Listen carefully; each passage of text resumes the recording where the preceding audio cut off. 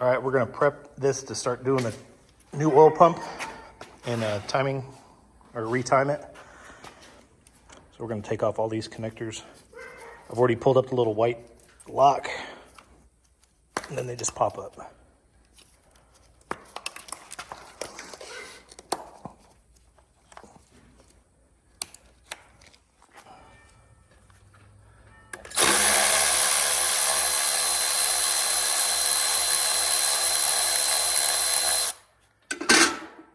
To make it easier to turn over, we're gonna also pull the plugs out, put a fresh set of plugs in it.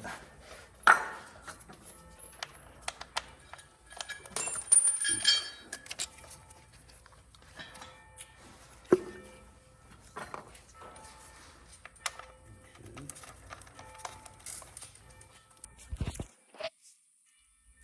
right, now we're gonna pop the valve covers off.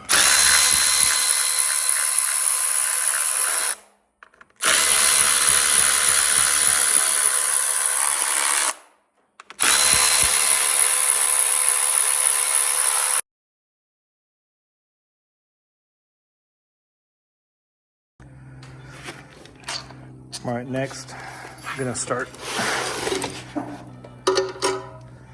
popping in all the bolts and putting them in the same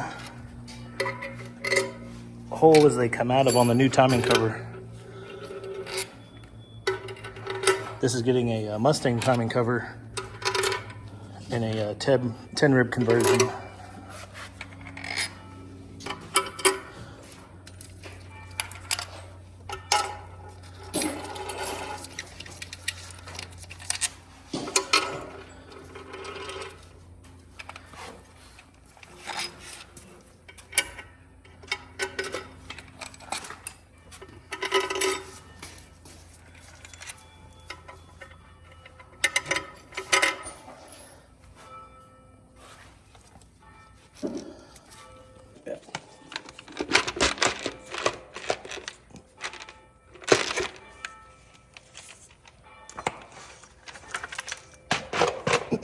Nice and clean. Kind of oil stained for 50,000 miles, but we'll see what the rest looks like. See, it's got some cooked cheap ass oil right there on the VTC solenoid.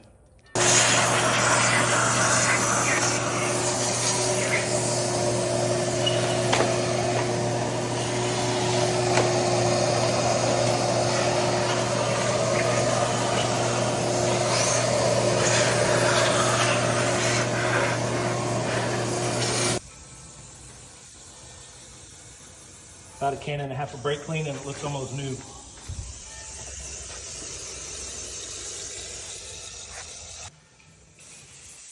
All right, there's the timing cover with all the bolts in it. Got the 4 out of the bottom of the pan. We're about to pull the cover off. Get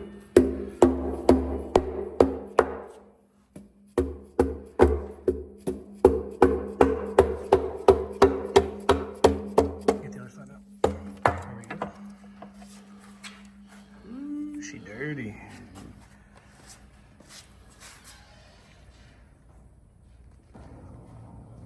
All right, so step 1 is going to be to put the keyway at the 7:30 position.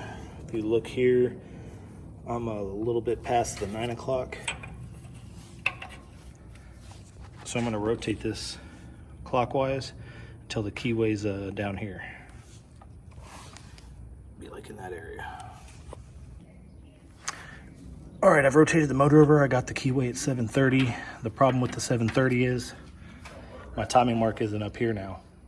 So I'm gonna have to rotate the motor over again at least one more time to get the timing mark up on the passenger side head. All right, so if you look at the keyway, it's about 7:30. And the timing mark for the passenger side head is right there, that little R. So it's in the right position. Now you take these two 8mm out and that'll relieve the tension. You can pop the chain off. All right, you can do this on the car or off the car later, but what I did is I squeezed this down and push that Allen key in there to lock the tensioner up. So now when I pop these bolts out, it won't pop forward or make the tensioner fall off.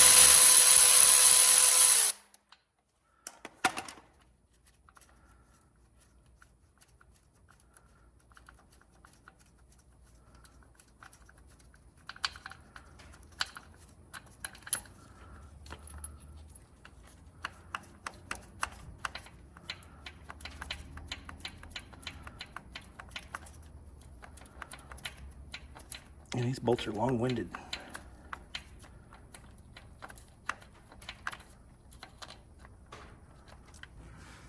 All right, so now we pull off the tensioning arm. Other than being dirty, it doesn't look too bad.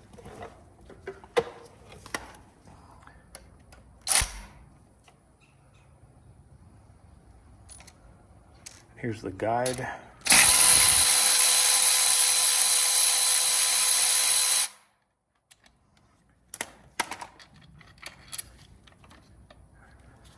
All right. Just like the arm, it doesn't look too bad, just dirty.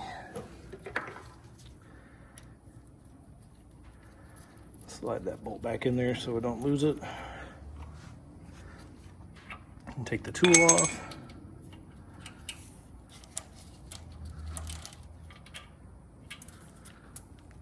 And there's the chain. I am going to go hose this thing down with a brake cleaner real quick to get it cleaned up, and then I'll pop this side off, show you that. Okay, I sprayed it off with some brake clean, and there you can see that blue tinted link there. That's the one we're going to use to, when we put it back on for this mark right there, the R mark. All right, so we were at the 730 position. So I went to 330, and then I gave it one more revolution back to 330.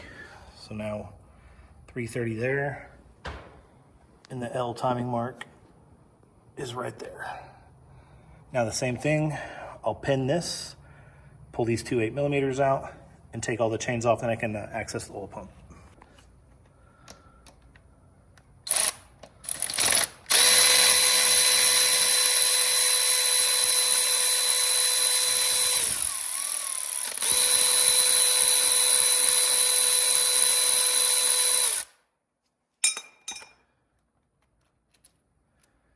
All right, there's that tensioner. Set it on the ground.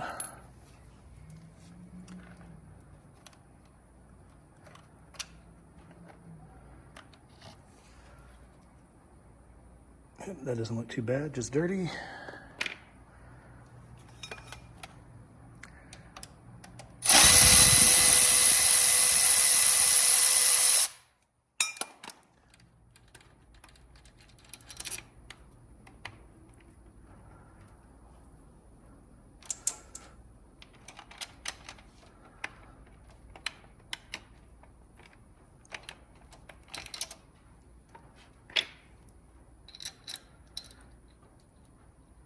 Kind of a pain in the ass to do this with one hand.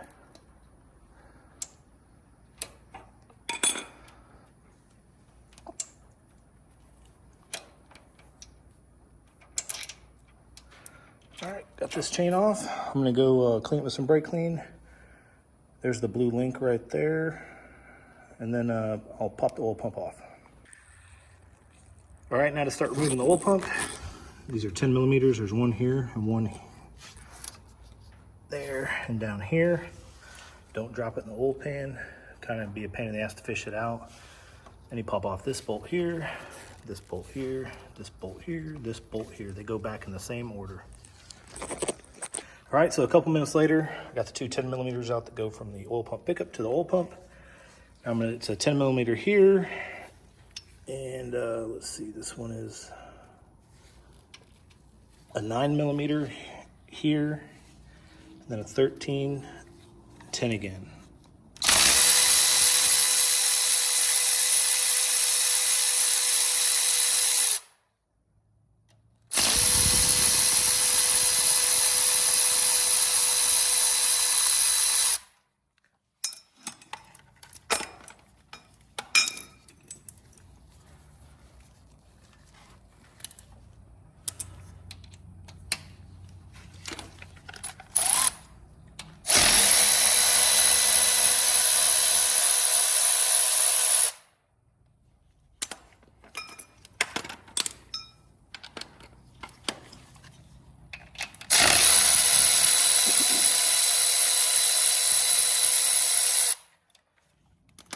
All right, now that we got all the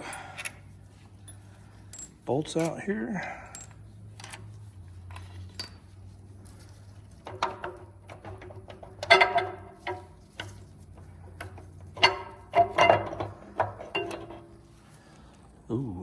there it is, the oil pump. That is it's pretty nasty looking in there. We are gonna pop that O-ring off and put a new O-ring on it. And I'm gonna spray some brake clean in there and try to get all this crap out of there. All right, that looks a lot better after a can of brake clean. We are gonna drop the pan on this, put a new gasket on it anyway, but I just think there's gonna be a lot of sludge down in the bottom. Whoever owned this truck that had this motor in there definitely didn't do the oil changes like they're supposed to. You can tell that by the staining on all the parts.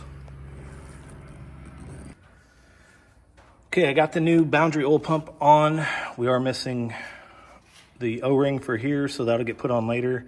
I did put the sprocket on, and we do have to finish torquing these bolts. There's a certain torque sequence to them from Ford. We're lacking an inch-pound torque wrench currently. Other than that, we'll get this finished up in about a week.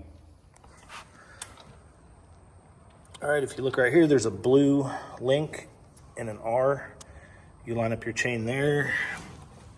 Down here, there's your timing mark. Line up the other blue link there. Then you just put your guides back on and your tensioner, and this side's finished. All right, got the new chain guides in.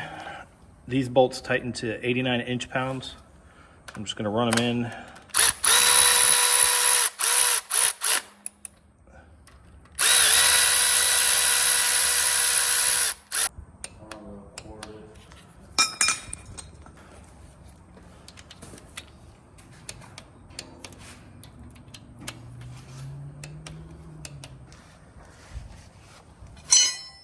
All right, so I used my Amazon crank turning tool, rotated the crank. It was at the 330 position, so it went back to 330, then over to 730. So it's actually like 1 3/4 turns. It's lined up here on the blue link. Also down here, the blue link. Now I can put the guides back on and the new tensioner, and this thing is timed. All right, everything's back together. Gonna torque it, same as the other side, 89 inch-pounds.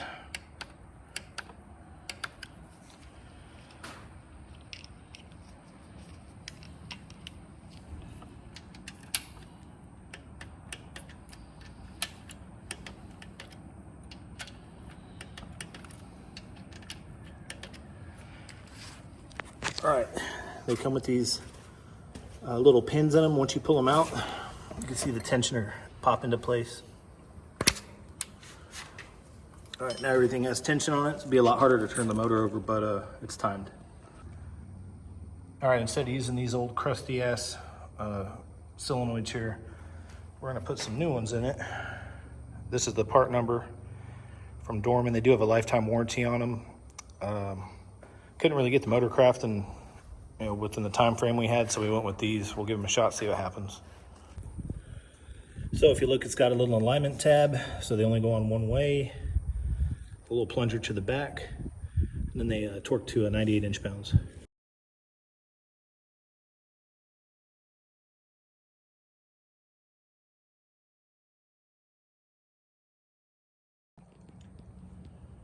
All right, so if you're gonna replace your spark plug seals, use a 30mm socket. You